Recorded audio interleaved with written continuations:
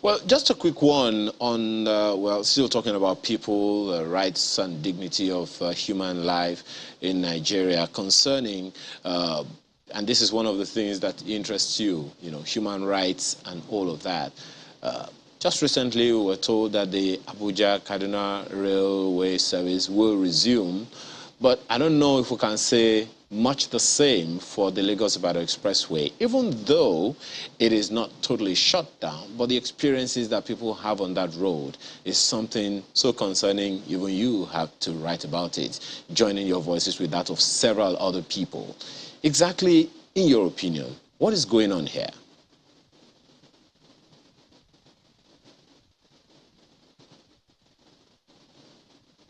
Mr. Adegboruwa, can you hear me?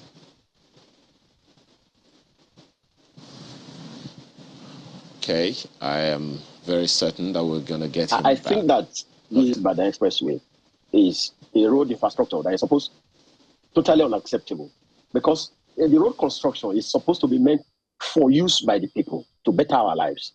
A road that is supposed to be a means of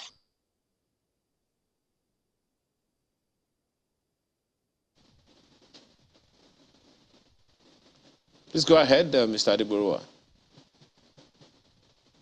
Okay, I'm sure that we're going to get him back, but that's mobility the experience. from one point to the other. Should not be entirely at the feet of the government and the country. Not just the Lagos-Ibadan Expressway, but generally all our roads. There's a feeling of abandonment by the government. Look.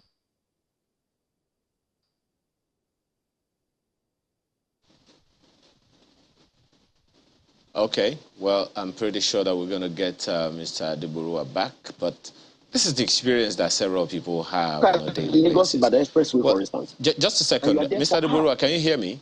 No, very recently. Can you hear me? I can hear you. Well, yes, we seem to be getting on and off signals from you for a bit, but if you could, pretty much, take that question again and, let us have your opinion so we can make a lot more sense of what you're saying about the Lagos-Ibadan Expressway. Please go ahead.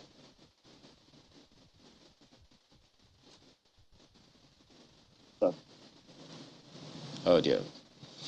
Well, anyway, it's just network issues. Surely I can hear you. Okay, please go ahead now. We seem to be getting on and off signals from you. Go ahead, please.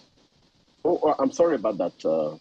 I said that the facility that is meant to convey people from one spot to the other shouldn't be a death trap. And the federal government should take the blame for what is going on that road every day. Because what we see now is that there's no funding for the road. We don't know what's going on. I mean, it's a road that's taken 2 administrations of over 10 years. And there's no solution, in sight.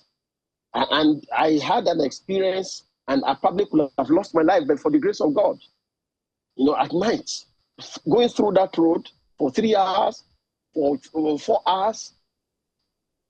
And people go through that every day. People come to work, people are traveling. So it's important for the Honorable Minister of Works and Housing to sit down with the contractor and work out a template that will avoid what our people go through in terms of their health challenges, in terms of loss of man-hour, so that this construction can come with some kind of human face and be accelerated. You are talking about the busiest road in probably sub-Saharan Africa. The template of this reconstruction is totally unacceptable, because the right to life should not be terminated by government negligence. And I know people who have died by reason of their experience on that road. I know people who have suffered serious health challenges on that road. And so it's not acceptable, for instance, that there are no agencies to be able to guide people. The place is not illuminated at night. There are challenges about people who remain on that road for 4 hours, sandwiched between trucks, fumes, and there's nobody to guide you. There is no light. And then we keep getting the promise that the road will be completed in 2022, and we're almost in December, and there's no sign. So I believe that either the contractor is not being funded, or indeed the government is playing politics with the reconstruction.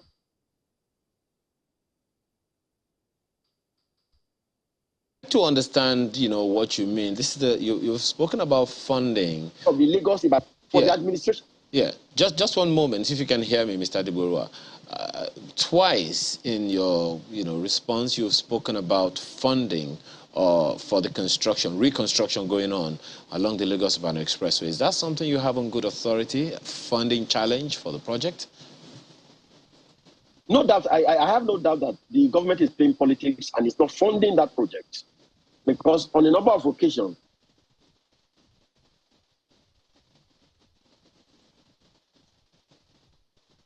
okay. Well, I'm pretty sure that we're going to get, Mr. Adegboruwa back, to speak about this. But it's both contractors, RCC, as a bait. Because election is coming, the federal government and the government of the All Progressive Congress is deliberately using this road as campaign strategy for our people, and it's unacceptable, totally unacceptable. When you say using it for campaign, could you elucidate? I don't have any doubt in my mind that discharging is responsibility. I can hear you, Mr. Ayo. Yes, I said, when you say they're using it for campaign purposes, exactly what do you mean? What I mean is this. The government is using projects to tie the hands of the electorate. We are going to complete second Niger Bridge.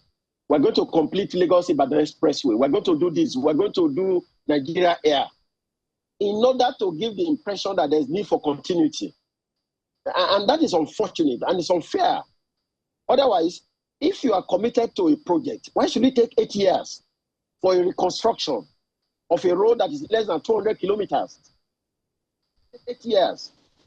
If not that they are using it as a bait for people to vote their own party into power, as a means of ensuring continuity. I see it as that. Otherwise, there's no reason why people go through what we normally go through on the Lagos-Ibadan Expressway. Totally unacceptable.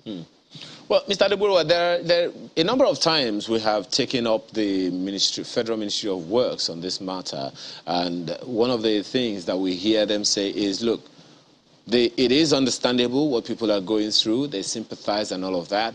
But they also, raise concerns about the way the people also use the roads. Some, they don't use the roads discriminately. Sometimes, long and short saying, some of the issues they have is that of road use by the people themselves.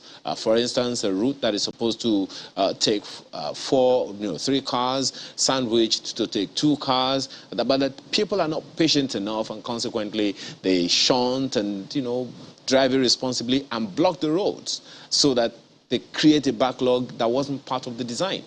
How do you respond to that? No, but that is an unfortunate blackmail. I'm sorry to use that word, from anybody saying such a thing. I was on the road myself. In the middle of the night, 2 a.m., in the middle of the night, 2 a.m., and spent close to 4 hours there. Not a single presence of any security agency or any transport agency or transport monitoring agency to guide people. How do you go back and labeling people as road users are not patient to use the road when there is no guide, when there is no opportunity for them to enjoy illumination? How do you drive in the night? Who is responsible for construction has not placed any sign. There are no, what do I call them, lights that will enable you navigate from one point to the other, and there's nobody directing you. No ambulance services, no security agents on site to be able to assure you of your safety. I don't think that is fair from any government official to say that the blame is on the road users. And you get to the traffic point, Ayo, you then begin to wonder what's going on. Why do you narrow the road if you are not walking? Why will it take 1 month for you to do a single joint of a particular road? and then you're on that portion, and then immediately you open the road, next week you are coming to block it again. Why is there so much inconsistency in the construction plan? Because there's no assurance, for instance, that that road will be completed this year.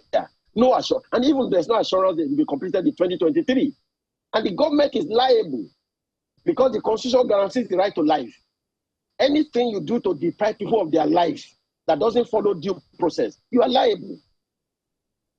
Adegboruwa, there are a number of questions. My apologies. A number of other questions to raise along the issues that you have brought up in this conversation, but we'll take that on when we return from this break. Please stay with us.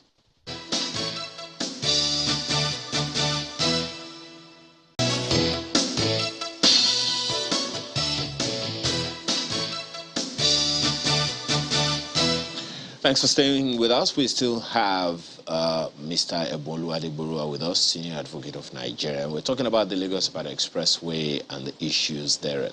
Well, Mr. Adegboruwa, some of the issues you've raised only further expatiates or highlight, shall I say, the issues that may or could arise as a result of the sufferings, so to speak, the experiences people are having on the highways.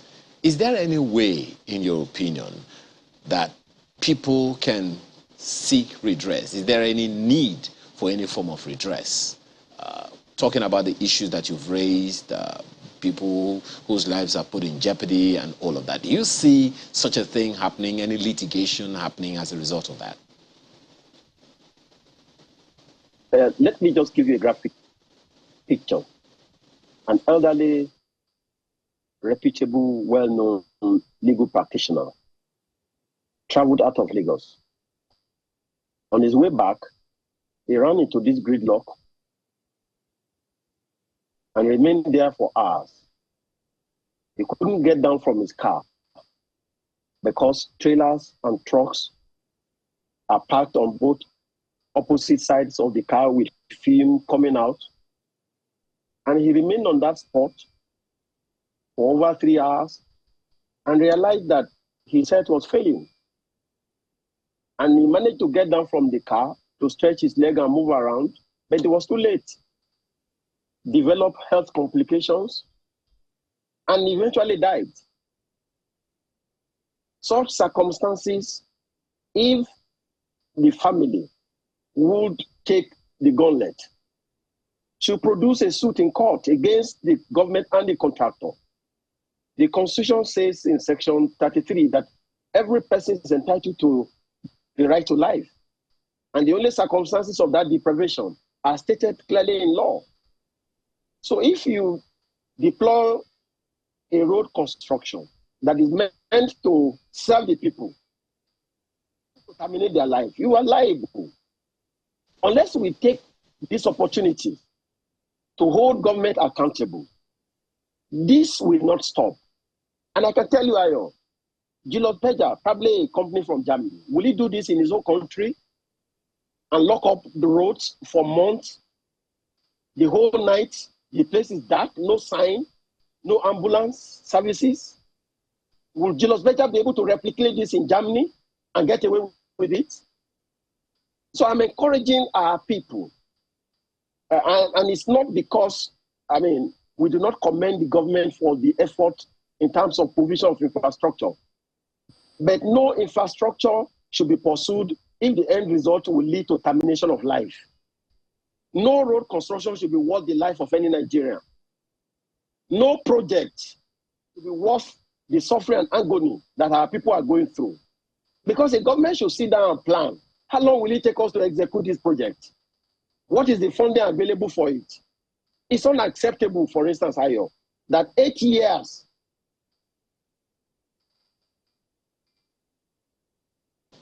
Well, I'm pretty sure, yeah. If you can hear me, Mr. Adegboruwa. No completion date. I can hear you. Yeah. Oh, I just wanted to ask a question around whether or not you think these issues that you have raised, the human rights issues you have raised, are things that are within the POV, the point of view of the Ministry of Works, Federal Ministry of Works and Housing.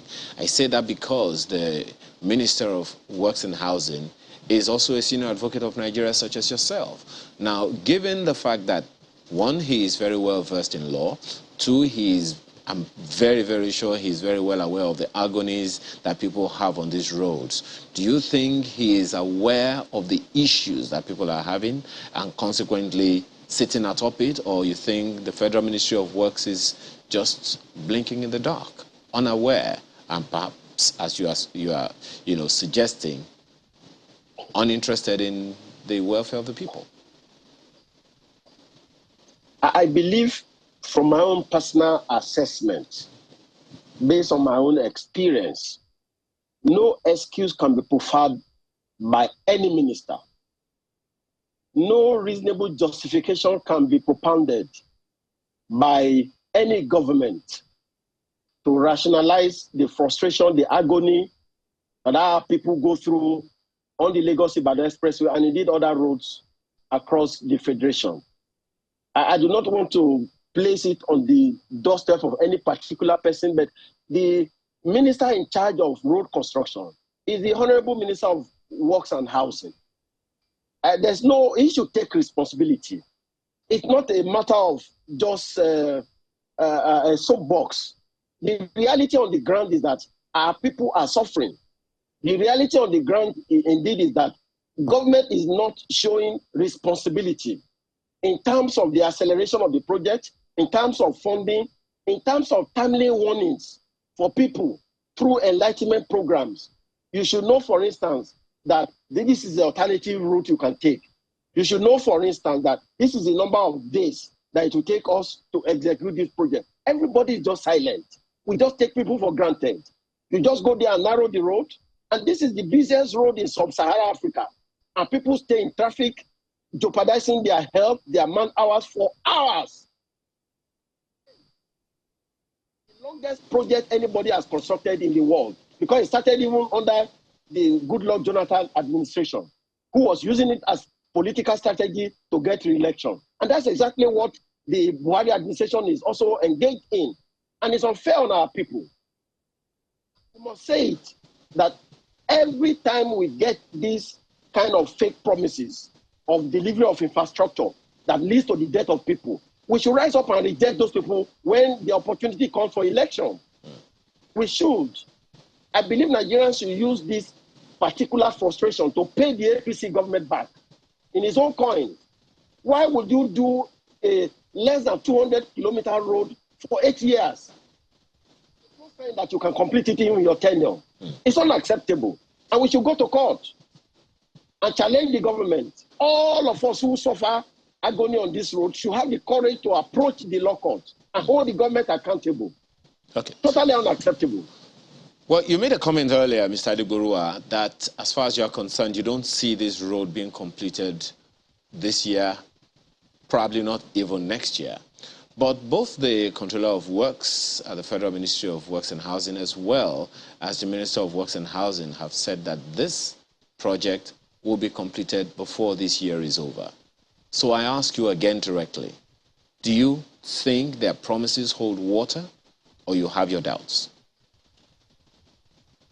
I don't think you need a prophet to let anybody know that that is just wishful thinking. To say that the Lagos-Ibadan Expressway will be completed in December, I mean, it's just wishful thinking. I mean, the telltale signs are all there. Major sections of the road are even not tackled at all. And even the parts that they claim has been completed, you get there, you see it undulating, you see some portions being scraped today and replaced tomorrow. How can anybody accept this as a reconstruction project? And then we've used all our resources, Abacha loot, we've used all our resources, loan here and there. Our generation will be paying for loans upon this poor construction. I don't think that anybody should deceive the people of Nigeria that he wants to hand over any project in 2022. It's not possible. And I'm not saying that it's not a laudable thing to embark on infrastructure, but don't use it as a political capital, as a gimmick. Be very transparent and fair in your assessment. Be very committed. Fund the project. How many governments will account for a road construction for 8 years I have not seen it before. If you don't want to do the road, it's a different thing. But don't continually give us the hope and assurance that you are on it. And we can see evidence that it's not moving. So my own contention to the people of Nigeria, of course, is to hold the government accountable to ensure that this project is funded and completed. Because if it's going to be completed, we'll see the evidence. There's no such evidence. You get to the point where the road is narrowed, you even wonder, what is Julius Berger doing? You don't see anybody. You don't see any activity. And you see blocks that are mounted to limit free passage in the name of construction, and nothing is going on there. Well, just it's unacceptable. Okay, just one quick one before we round this off. What would you expect the Federal Ministry of Works and Housing, in particular the Honorable Commissioner for Works and Housing, beg your pardon, Honorable Minister for Works and Housing, to do now, listening to this that you say?